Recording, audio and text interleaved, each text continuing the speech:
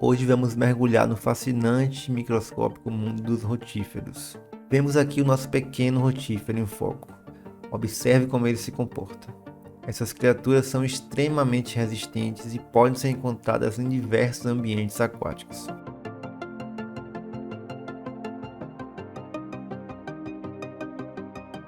Agora, olhe atentamente para sua coroa de cílios. Essa estrutura única funciona principalmente para que o animal capture alimento. Ela gira e traz toda a comida que está próxima para dentro de sua boca.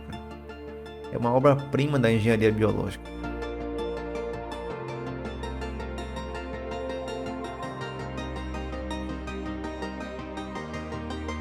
Conforme nos aproximamos ainda mais, podemos observar a complexidade dos cílios.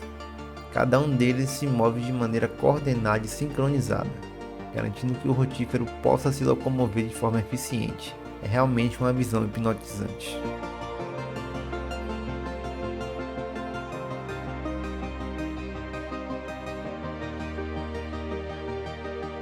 Além da coroa de cílios, aqui você pode ver outras estruturas internas do rotífero, como seu trato digestivo. É surpreendente como tamanha complexidade pode ser encontrada em um organismo tão pequeno.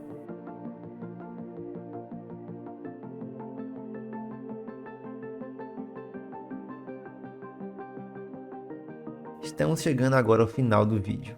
Espero realmente que eu tenha conseguido despertar em você um apreço pelos rotíferos. São criaturas incríveis que mostram a beleza e a diversidade do mundo microscópico. Obrigado por assistir. Se você gostou desse vídeo e deseja explorar mais sobre o incrível mundo microscópico, não se esqueça de se inscrever aqui no canal e deixar o seu gostei no vídeo.